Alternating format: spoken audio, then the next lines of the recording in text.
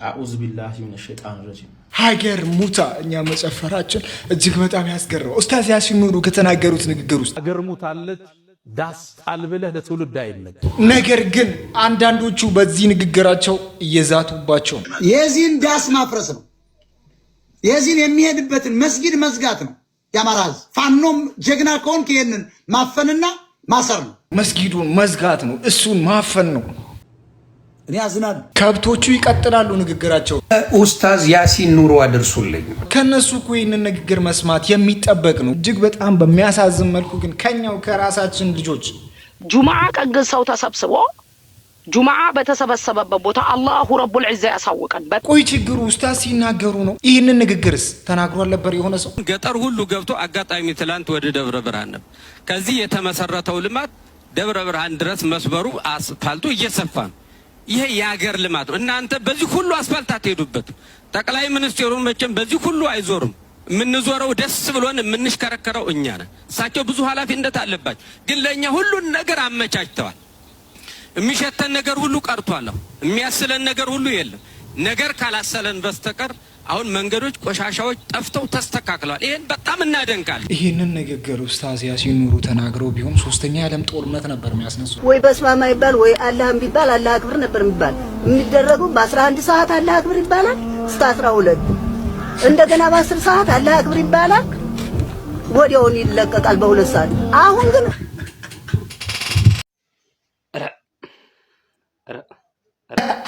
ሰላም አለይኩም ወራህመቱላሂ ወበረካቱ። እንዴት ናችሁ? ሁሉ ሰላም አለን። እናንተ 11 ሰዓት እና 12 ሰዓት የምትሰግዱ ሰዎች አድቡ፣ ወላሂ አድቡ። ይሄ አፋንተን እንጃ መቼ እንደሚያበራ አላውቅም። እንዴት ነው ሰው 11 ሰዓት ላይ 12 ሰዓት ላይ ማይክሮፎን እየከፈተ አዛብ ምን ሆናችኋል? አንተ ቆሮቆንዳ ነህ እንዴ? ምንድነው የምትለኝ? እንመለስበታለን። 5 ሰዓትም 6 ሰዓትም ተብሏል። ይሄንን ነገር እንመለከታለን። ነገር ግን በጣም ያሳቀኝ ነገር መድኃኔዓለም ክርስቶስ በተወለደ በ8ኛው ቀን ሊገረዝ ቀኑ ሲደርስ ስም ሊወጣለት ሊገረዝ የሚገርዝ ባለሙያ መጥቶ ሲያበቃ በጥንቃቄ ያዙት አለ። ልጁ እንዳይንፈራገጥ ተጠንቅቃችሁ ያዙልኝ አለ። እስቲ በጨዋነት መልኩ አንድ ጥያቄ ልጠይቃችሁ። ግርዛት ጥቅሙ ምንድን ነው? እና ሴቶች ላታውቁ ትችላለ፣ ወንዶች በጸባይ እየመለሳችሁ በዚህ መጥቶ እኮ ንጉስ ወይም ደግሞ ጌታ ያለው ነው የለም። እኛ አገር መጥቶ አምላክ ያልሆነ ወታደር የለም። ባይዞ ኢትዮጵያ መጥቶ አምላክ ያልሆነ ጦረኛ የለም። በሙሉ ገዳይ ጦረኛ ታቦት ተቀርጾለት አምላክ ነው። አምላክ መሃል አዲስ አበባ ላይ ታቦት የሚተከልለት ሊያውም ከሞተ በኋላ በሱ ስም ታቦት ሄዶ ጦር ሜዳ ታቦት ሄዶ አሸነፈ የሚባልለት ውሸት የሚደለትለት አምላክ ሆኗል። ወታደር መጥቶ በቃ ወታደር። መጻሕፍቱን መርምሩ። ጊዮርጊስ ማን ነው? ሆይስ ጊዮርጊስ ጆርጅ ማን ነው? ጆርጅ ማለት ነው እንዴ ወታደር። ዘንዶ ገደለ ምን ገደለ ተብሎ በቃ ስዕል ተስሎለት አምላክ ሆኗል ኢትዮጵያ ምድር። በነገራችን ላይ ኢትዮጵያ የሞሉት አማልክት በሙሉ የእንግሊዝና የጣሊያን ወታደር ናስቲ ሙስሊም ላደረገን ጌታ ወላሂ ነው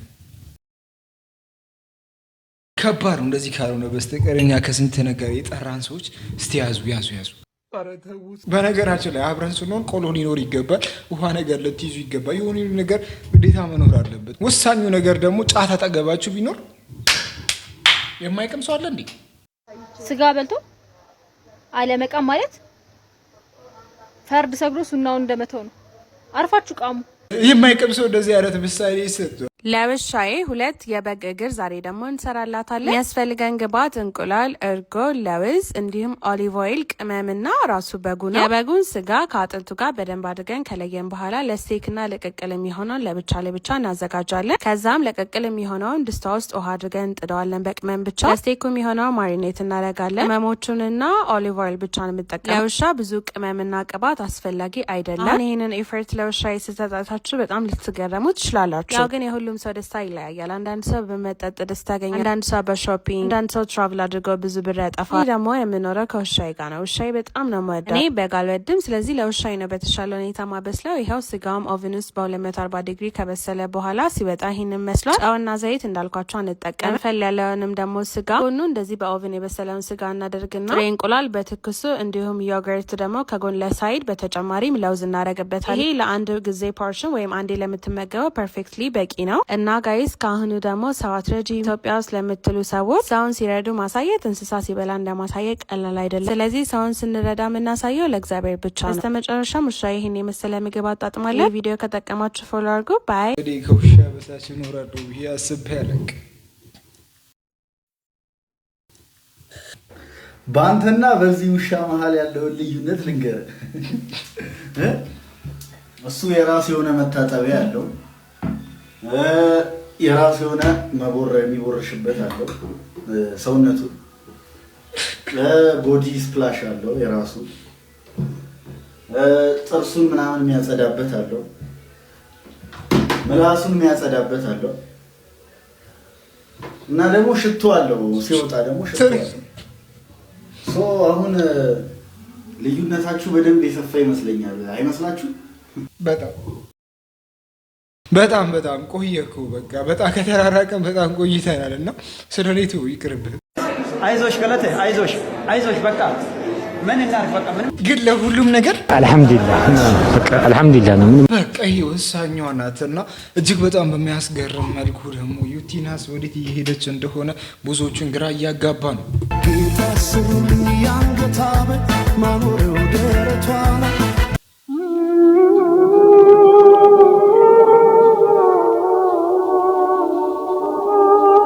ቀስ በቀስ ደግሞ ያቺን እንትኗን አጭሯን ልብስ እንጠብቃለን ብለን እናስባለን። እንግዲህ ብዙ ነገር ካንቺ እንጠብቃለን። እስቲ በርቺ፣ በጣም በርቺ።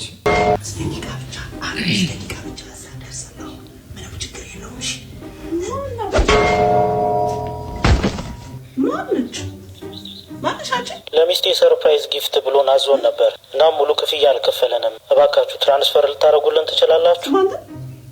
ቀድሜ ትራንስፈር አድርግላችሁ ከመሞቱ በፊት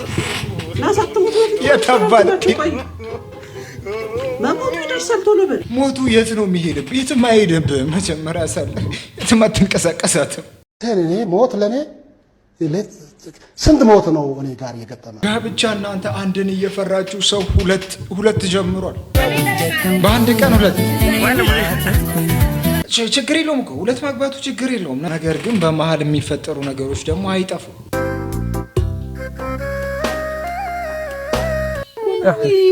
ቢታ ውሃ አምጪልኝ እስኪ ውሃ አምጪልኝ ቶሎ። ኧረ እባክህ ውሃ ለመጠጣት ነው ወይስ ከኋላውን ለማየት ነው? ወይስ እሷ እጅ ካልሆነ ውሃ አትጠጣም ማለት ነው? እናሽ እንደዛ አይደለም የሚመሽ ነው። ምን ያሰብሽ እንዴ? እሺ ሚስጥራችሁን አውጥታችሁ ጨርሳችሁ እንዳልሰማባችሁ አይደል? ይችላል። ወይኔ በላቸው ባልጠጣስ ቢቀር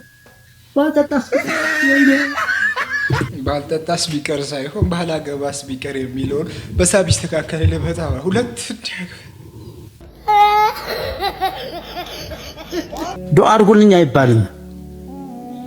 የራሱን ሰጠ የራሱን ሰው አበደረ መልሰህ ዱዓ አድርግልኝ ስላለህ እንደ እዳውን ከፍለህ ይሄውና እዳን ከፍያለሁ ዱዓ አድርግልኝ ስላለህ እንደ በል ሰደቃም ዱዓ አድርጉልኝ አትበል። ዱዓ አድርጉልኝ ካል ራሱ ያደርግልህ። ዱዓ አድርጉልኝ ካልክ ጀዛ እየወሰድክ ነው ማለት እነማ ኑጥዒሙኩም ሊወጅላሂ ላ ኑሪዱ ሚንኩም ጀዛአን ወላ ሽኩራ። ጀዛ ጠየቅ ማለት እኮ ነው። ገንዘብ ሰጥተህ ዳሰት ራሱ ይሄ የምታደርገው ነገር ለአላህ ነው። ሰዎች ዱዓ አድርጉልኝ ሌላ ተጨማሪ ነገር ነው። አላህ ራሱ ይሰጥሃል። ከሰዎች በላይ ይሰጥሃል። ከዱዓቸው በላይ ይሰጥሃል። ነገሩ ግልጽ እየሆነልህ ስትጓዝ ይሄ ዘካ ነው በል ይሄ ዘካ ነው የአላህ ሐቅ ነው የእናንተ ሐቅ ነው ብለህ ወዲያው ወጥተህ መሄዳለህ። አድቡ። ዘካ እየሰጣችሁ ዱዓን ግዴታ የምታረጉ ሰዎች አላችሁ። አንዳንድ ሰዎች እናንተ ሰዎች አድቡ። በዛ ክፍያ እየተቀበላችሁ እንደሆነ ታውቁ ይገባል እየተባለን ነው። ይሄ ምክር እጅግ በጣም ስራ ላይ ልናውል ከሚገባ ነገር ውስጥ አንዱ ነው። እጅግ በጣም በሚያስገርም መልኩ አክሱም ከተባለ በተደጋጋሚ እየሰማን ስለሆነ እየሰለቸን ይመስላል። ነገር ግን አሁን እየተከናወነ ያለውን ነገር አለማውራት አይቻልም። ሙስሊሞችን የተቀበረው አክሱም ነው። ሙስሊሞች የማይቀበሩት የት ነው? ሙስሊሞች እንደ ሰው የማይታዩት የት ነው? ሙስሊሞች እንዳያመልኩ የሚከለከሉት የት ነው? ምን ስለሆነ? ቅዱስ ቦታ። አረታ አይጠጣም። አክሱም ውስጥ ሴተኛ ዳር የለም፣ ዘፈን የለም። ቅዱስ ቦታ ዘፈን አለ እንዴ? ቅዱስ ቦታ ሴተኛ ዳር አለ እንዴ? ቅዱስ ቦታ ስካር አለ እንዴ? ስለዚህ ለሙስሊሞች ሲሆን ቅድስናው የሚጠፋው። ይሄን ደግሞ ዛሬ አይደለም፣ በህወሓት ጊዜ ጀምሮ ስለ አክሱም ሙስሊሞች ስለፈለፍ ነበር። ሰይታው አታናቁ። ይህንን ነገር አስመልክቶ ኡስታዝ ያሲን ኑሩ ጁምዓ ላይ በተናገሩት አንድ ንግግር እጅግ በጣም ብዙዎቹ እሳቸው ላይ ጣታቸውን እየቀሰሩ ነው። ነገር ግን እሳቸው ምን ብለው ነበር? በመሃል ታለች ዳስ ጣል ብለህ ለትውልድ አይነገር። ትውልድ የሚታነጸው ተስፋ በመስጠት ነገ የተሻለ ይሆናል ብሎ እንዲያስብ በማድረግ ወስያዬ ለወጣቶች እሱ ነው። ዳሱን አፍርሱትና ደስ የሚለው ተስፋ ላይ ተቀጣጩ። እቺ ሀገር የተሻለች ትሆናለች። እቺ ሀገር ከስንክሳሯ ወጣ ወደ ከፍታዋ መውጣቱ አይጠራጠር። ከውልደት በፊት እርግዝና አለ። እርግዝና ምጥ ይበዛዋል። እርግዝና ማቅለሽለሽ አለው። እርግዝና ቦሚት አለው። እርግዝና ወገብ ያማል፣ አስተኙኝ ይላል። እቺ ሀገር በምታደርገው የግንባታ ጉዞ ውስጥ ስንክሳሮች አይጠፋትም። ሙእሚን ግን የነገውን ብርሃን አሁን ላይ ቆኖ የሚያማትር ማለት ነው። እጅግ በጣም በሚያሳዝን መልኩ ኡስታዝ ያሲን ኑሩ ሙዚቃ ያዳምጣሉ እንዴ? እንዴት ነው እንደዚህ አይነት ነገሮችን ማውራት የቻሉ ተብሎ ብዙ እየተነጋገሩበት ነው። ማወቅ ያለባችሁ ነገር ሶሻል ሚዲያ ላይ ሲወራ ብዙ ነገሮች ይወራሉ። ስለ ሙዚቃው ሊወራ ይችላል፣ የሆነ ነገር ሊወራ ይችላል። የዛኔ እሱ ሊያውቀው ሊሰማው ይችላል። ብዙ ነገር ይባላል፣ ሰዎች ይነጋገሩበታል። የዛኔ ነው የሚሰማው። እንዴት ነው ሞደርን ሰው ሆነን እንደ ድሮቹ ማሰብ የምንችለው? ሙዚቃው ስላዳመጠ ሳይሆን ስለሰማው ነው። እዛ ጋር ሰዎች ኮሚኒኬት ያደርጋሉ፣ በብዛት ይወራል።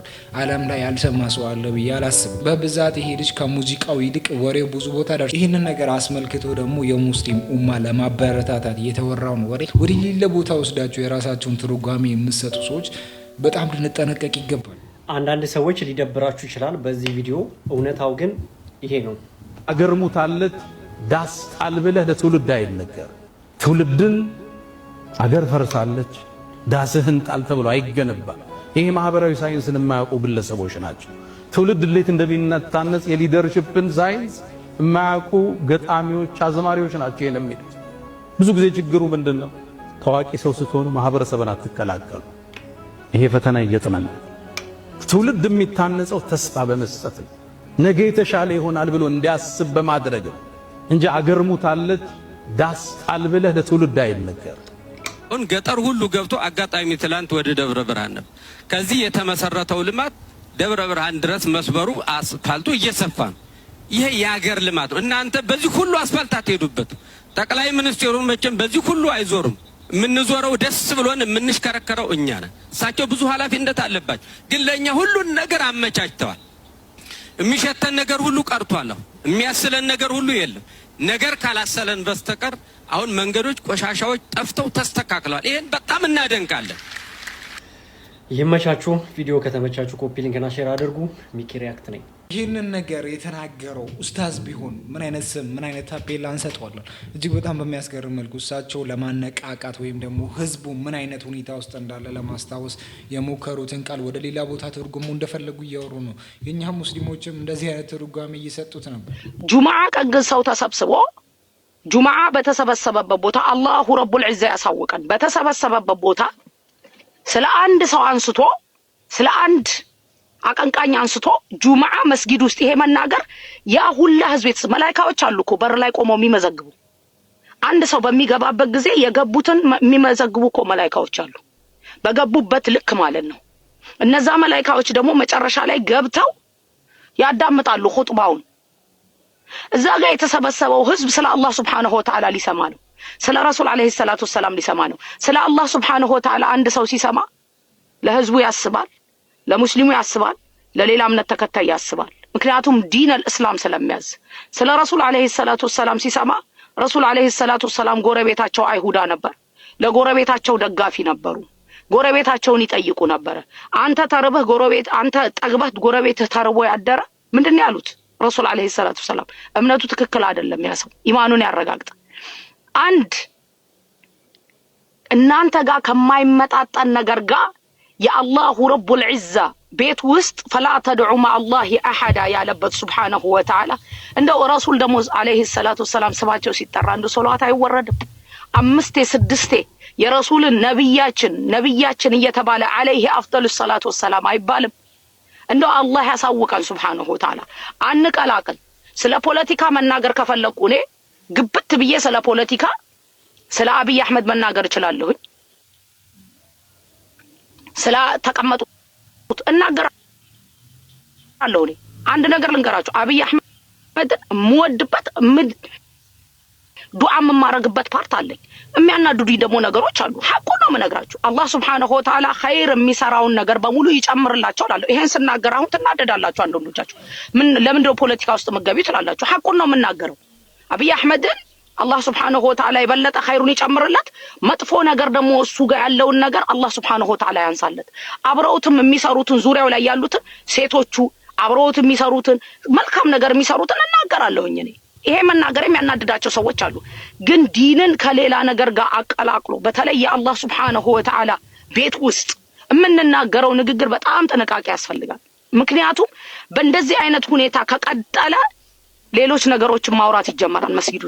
መስጊድ ውስጥ ጁምዓ አንድ ሰው የሚሰበሰበው ቀልቡን ለማደስ ጁምዓ ማለት የቂያማ ቀን የሚቆምበት ቀን ነው። ጁምዓ ነው የቂያማ ቀን የሚቆመው። የቂያማ ቀን የሚቆምበት ቀን ነው። እንደው አላሁ ረቡል ዒዛ ሁላችንን የሚያሳውቀን። እኔ ማንንም ላይ እጄን ለመጠቆም አይደለም፣ ግን ኢት ፔንስ እንደ ሙስሊም። በነገራችን ላይ ሞደርን በሆነ አነጋገር ካልተናገራችሁ ለዚህ ህዝብ ምንም አይነት ነገር ይዞ አይወጣም። በሁሉም መስጂድ እንመለከታለን። ብዙ ዓሊሞች ዳዋ ያደርጋሉ። የዛኔ የሚወራሩ ሰዎች አሉ፣ እንደፈለጉ ኮሚኒኬት የሚያደርጉ ማያዳምጡ፣ የራሳቸውን ነገር የሚያስቡ ሰዎች አሉ። ግን ሰው ምን እንደሚፈልግ መጀመሪያ ጠንቅቃችሁ ማወቅ አለባችሁ። በዛ መንገድ ነው የራሳችሁን መልእክት ማስተላለፍ የምትችሉት። ሞደርናይዝድ አድርጋችሁ ካላወራችሁ አሁን ያለው ኡመት በጣም አስቸጋሪ ነው። እኔ እዚህ ጋር ኡስታዝ ጥፋታቸው አይታየኝም፣ ነገር ግን ብዙዎቹ ጥፋት አላቸው ብሎ እያወሩበት ይገኛል። ኡስታዝ ያሲን ኑሩ አድርሱልኝ። ኡስታዝ ያሲን ኑሩ ያሳከኝ ነገር ካሳከኝ ካባባሉ ዳሳን ጥልም አገር ፈርሳለች አይባልም ምናምን ብላ እዝግጠኝ ጥሩ ግን የምትናገረው እንደማታቅ ምነግር ለምን እንደሆነ ታውቃለህ? እዛው ላይ ለአክሱም ድምፁ ነው ብለህ ደግሞ መጣ እዛው ድንኳን ጣልክ፣ ዳስ ጣልክ። ለዚህ ነው የምትናገሩትን አታቆም ብላችሁ። ያሲን ኑሩ ምንድን ነው ያልከው? እዛው ላይ እኛ ሀገር አልፈረሰችም፣ ሀገራችን ተስፋ አለን፣ ብዙ ነገር ይደረጋል አልክ። ኦኬ ሰማን። ኦኬ ምናልባት ይህ ነው ሃይማኖተኛ ስለሆነ የሚያውቀው ነገር አለ ብለናል። እዛው ላይ እየተናገርክ አክሱም ላይ መጠጥ ቤቶች አሉ፣ አክሱም ላይ ብዙ ነገሮች አሉ፣ አክሱም ላይ ግን ሰላት መሰገድ አይችልም ብለህ ደግሞ እዛው ዳስ ጣልክ። ያንተን ነገር እዛው ቴዲ ያፈረሰው። ቴዲ የሚያለው ይሄንን ነው። ቴዲ አፍሮ ያለው መብት የለም ኢትዮጵያ ውስጥ ያለ እውነቱን ነው።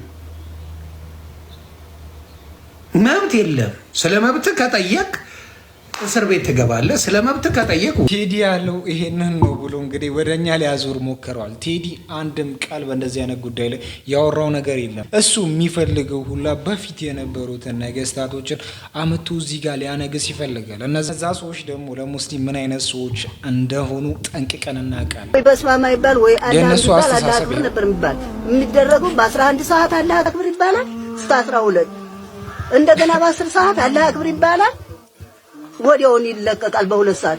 አሁን ግን 24 ሰዓት መጮህ ነው የሚያስደነግጥ። አሰማቸው ያነሰቅቅ ለቅድስት ቤተ ክርስቲያን ቅዳሴው የሚቀድሱት አይሰማም፣ የነሱ ነው የሚሰማ። ታዚያ ውስጥ ቁመን ስናስቀድስ የወለደ በሰላም እንዳይተኛ፣ ልጆች በሰላም እንዳያነቡ ትምህርት ቤት እየዋሉ፣ አዛውንቶች ታመው በቤት ላይ እንዳይጦሩ በቃ 24 ሰዓት ነው ድምፁ። የስርዓት ያለው የአምልኮት ድምጽ ወይም የጸሎት ድምጽ አይደል። የት ሀገር ነው ግን ከ11 ሰዓት እስከ 12 ሰዓት አዛን የሚደረገው? በዛው ደግሞ ምናልባት ከ10 ሰዓት እስከ 2 ሰዓት ድረስም ደግሞ አዛን ተደርጎ እንደዛ ታማሚዎች ህፃናቶች ተረብሸው ምናምን ሲባል የነበረበት የት ሀገር ላይ ነው? አይ ቲንክ ኢትዮጵያ አይመስለኝም አይደል? ኢትዮጵያ ላይ መቼም አዛን ምን ያክል ደቂቃ እንደሚፈጅ እናውቃለን። ወለው ካን ሰላት እንኳን ምን ያክል ደቂቃ እንደሆነ ኦብቪየስሊ ነው ይታወቃል ነገር ነውና ይሄን ያክል ፐርሰናል ኢጎ እንበለው ወይስ ደግሞ ኢስላሞፎቢያችሁ እጅግ በጣም ምንም መደባበቅ አያስፈልጉም። ውስጣቸው ያለው ጥላቻ ነው። ያንን ነገር ነው የሚፈልጉት። የነሱ ነገስታት ይሄንን ነገር ነው እንደ ሰንደቅ ዓላማ አድርጎ የሚዞሩት። ያንን ነገር አሁንም ለማንገስ እየሞከሩ ነው። ግን ያ ነገር አይቻልም። ነብያችን ሰለላሁ ዐለይሂ ወሰለም ምን አሉ? ነብዩ መሐመድ ሰለላሁ ዐለይሂ ወሰለም ሽቶ ከቤቷ ተነፍታ ስትወጣ እስከምትደርስበት ድረስ ዚና እየሰራች ነው። ዚና ደግሞ ትልቅ ወንጀል ነው ማለት ትልቅ በቃ ማለት። ስለዚህ እነዛ ነገሮች ስላሉ እንዴ አሁን ሴቶች አይደለም መለቅለቅ ፊቷን እየቀየረች ቅንድቧ ፀጉሯን ለማሳደግ ኤቭሪቲንግ ራሷን ለማሳየት አይደለም የምትወጣው። ሂጃብ ልበሺ ማነው እንትን ኒቃብ ልበሺ ሙሉ ለሙሉ ራስሽን አታሳይ ተባለች። እንደውም ከቤት ከወጣሽ ከጥፍርሽ እስከ ፀጉርሽ መታየት የለበትም ምንም ነገር እጅሽን መታየት የለበትም። አላህ እኮ በቃ ልበሺ ብሎ አዘዘ። በቃ ወንዱ ሻፉ እንዳይ ያው ነው ያቃል እኮ ወንዱ ራሱ እኮ ጠግቆ ያውቃል። የሆነች የተገላለጠች ምናምን ሲያይ በቃ ላጅ በላቸው ግርችን ሲያይ ምንድነው ይላል። ኢቭን ያው ከትምህርት ቤት ምናምን ያሰድራሉ ያው አስተማሪው ሸፋዳ ምናምን ስለሆነ ነው እንጂ ያቺ ትክክለኛ ህግ የምታከብረው ተሸፋፍ ነው የገባችው። ሌላ ግን እንደዚህ ሚኒስከርት ምናምን አድርጋ ታስገባ እሱ ደስ ይላል እንያለ ያስተምራል ማለት ስሜት ነው እኮ በቃ የሰው ልጅ ስሜቱን መቆጣጠር ስለ ለዚህ ነው እንግዲህ ብዙ ጦርነቶች የተካሄዱት። ለዚህ ነው ለአንድ ሴት ተብሎ ብዙ የጦር መንጋ የዘመተው። ነገር ግን ሴቶች የምታረጉት ነገር ግን በጀርባ እኔ አሁን መምጣት አልችልም እሱ አለ አንተ ግን 1 ኪሎ ስጋ እዘዝና ብላ ሂሳቡን እኔ በኋላ ከፍላለሁ ስትል የሰማ ባል የሚስቱን ህይወት ቀጠፈ።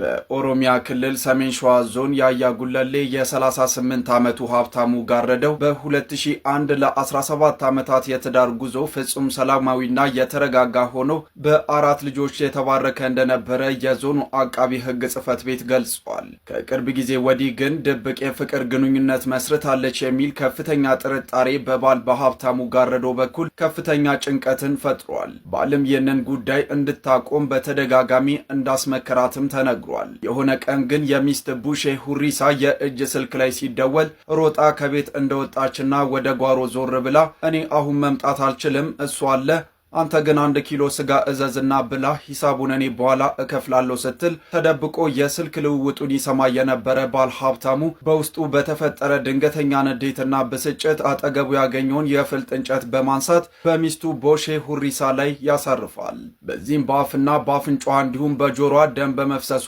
ህይወቷም ያልፋል። ባልም ይህንን ድርጊት እንደፈጸመ ለማምለጥና ለመሸሸግ ሳይሞክር በቀጥታ ካለበት አካባቢ ወደ ወረዳው ፖሊስ በመሄድ በትዳራቸው ውስጥ የተፈጠረውን በማስረዳት በዕለቱ የፈጸመውንም ተግባር መፈጸሙን አምኖ ቃሉን ይሰጣል።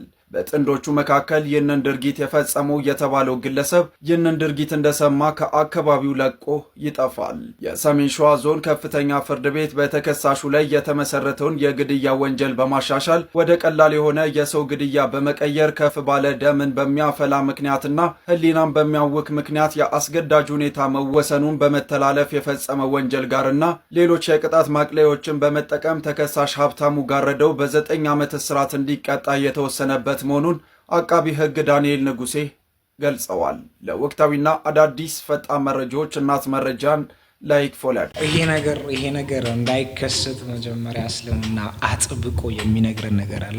ያንን ነገር ከተገበርን ይሄ ሁሉ ነገር ላይመጣም ላይከሰትም ይችላል። ለዛሬ ስንላችሁ ፕሮግራም በዚህ ይጠናቀቃል። በቀጣይ ቪዲዮ እስከምን አንሱት አቲ ኤኒቱ ኮሜንት ጀለ ተበረሱ ከዛ አከን ሁሉ ላይክ ምግባር ከይትረስ